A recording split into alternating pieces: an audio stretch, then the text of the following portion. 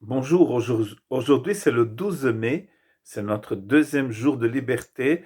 Nous pouvons aller un peu plus loin que d'habitude en portant des masques, c'est possible. Soyons sages quand même. Et je voudrais lire donc dans Romains chapitre 2, verset 17 et verset 21. Romains 2, 17 et 21. Toi qui te donnes le nom de juif, que te reposes sur la loi, que te glorifie de Dieu, toi donc qui enseignes les autres, tu ne t'enseignes pas toi-même. Toi qui prêches de ne pas dérober, tu dérobes. Après avoir exhorté les gens d'origine païenne dans l'église de Rome, maintenant, dans ce chapitre 2, et après, dans le chapitre 3, Paul va parler à ces personnes qui étaient d'origine juive dans cette église. Il y en aura pour tout le monde ici. Euh, Imaginons que je dise à un ami que je suis donc navigateur, que je suis marin, et que je voudrais faire la traversée de l'Atlantique et s'il voudrait venir avec moi. Et la personne surprise va dire, ah bon, je ne savais pas que tu étais navigateur. Je dis, moi, pas encore, mais mon arrière-grand-père était navigateur et il a fait la traversée de l'Atlantique jusqu'à Salvador de Bahia. Et la personne dit, mais toi-même, tu n'as jamais navigué. Non, mais j'ai lu son bouquin et je connais toute son histoire. J'ai même un tatouage ici. Je ne vais pas vous montrer, hein, mais j'ai un tatouage exactement comme celle de mon arrière-grand-père.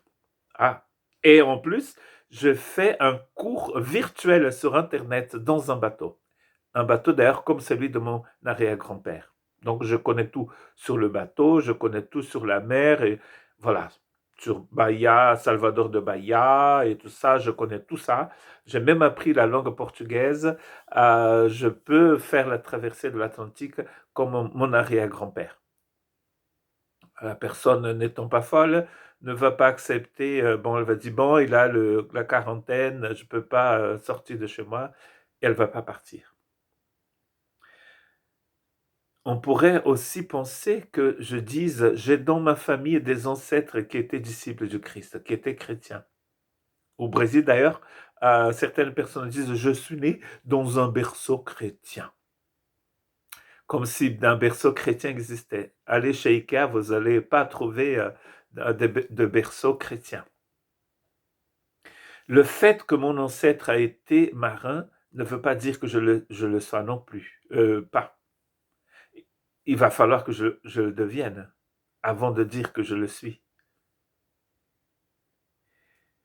Dans la foi du Christ, c'est exactement pareil. On n'est pas chrétien parce que mes ancêtres étaient chrétiens. Je deviens chrétien. Je deviens disciple du Christ. La foi, c'est quelque chose de très personnel dans les Écritures. Imaginons encore une parabole d'un monsieur Dupont. Il avait un fils. Comment s'appelait-il? Le fils de monsieur Dupont. Ou sinon, on peut penser à monsieur Babel, qui avait un fils, qui s'appelait Zorobabel. Il faut avoir lu la Bible pour comprendre. Mais monsieur Dupont, en fait, il travaillait dans la forêt. La forêt était toute sa vie. Et d'ailleurs, c'était pareil pour son père et pour son grand-père. Et donc maintenant, il voudrait bien que son fils aussi vive de la forêt. C'était de père en fils, vous voyez. Mais le problème, c'est que ce garçon, cet adolescent, il avait peur des fantômes, il avait peur des esprits qui habitaient dans la forêt. Et son père, au lieu de lui expliquer qu'il n'avait pas d'esprit qui habitait la forêt, il a une idée. Parce que lui, il portait un chapeau Dupont. Et ce chapeau Dupont avait appartenu à son arrière-grand-père. Et donc, il a dit à son fils, quand tu portes ce chapeau Dupont, tu deviens un Dupont.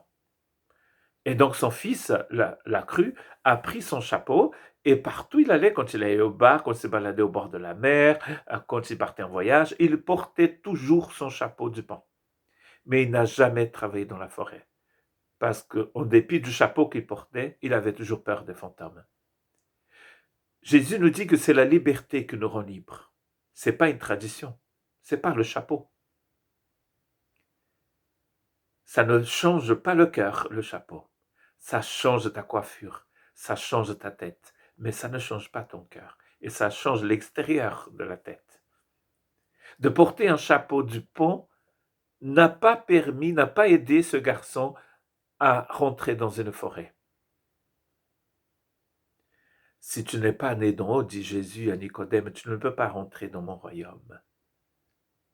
Les traditions sont importantes, mais elles ne changent pas mon cœur. Nous avons besoin de beaucoup plus que cela. Au Brésil, les gens disent souvent, certaines personnes disent, je suis né dans un berceau chrétien. Ça n'existe pas. Peut-être que je ne suis pas né dans un berceau chrétien. Je suis né dans un berceau athée, dans un berceau païen, comme était le cas de plusieurs personnes dans l'église de Rome. Ils n'étaient pas nés dans un berceau juif. Ils étaient nés dans un berceau romain. Mais l'origine du berceau n'a aucune importance pour la grâce. La grâce peut changer un serial killer, comme on a vu hier. La grâce a changé le cœur d'un religieux, un religieux meurtrier, quand même, très violent, qui connaissait toute la loi de Moïse par cœur. Cet homme avait besoin de naissance d'en haut. Et sur la route de Damas, il a fait une rencontre avec le Seigneur et avec sa grâce. C'est la même grâce qui a changé le cœur de Marie de Magdalène, qui n'était pas une femme très catholique. Vous avez compris, je pense, la blague. Ou la femme samaritaine, qui n'était même pas juive, ni religieuse, ni juive. Même si elle citait des idées religieuses, mais c'était une femme qui collectionnait de Marie, qui risquait la lapidation. La même grâce a changé le cœur de ces femmes et a changé le cœur du religieux. Si vous n'êtes pas né dans un berceau chrétien, cela ne change rien. La grâce peut changer votre cœur.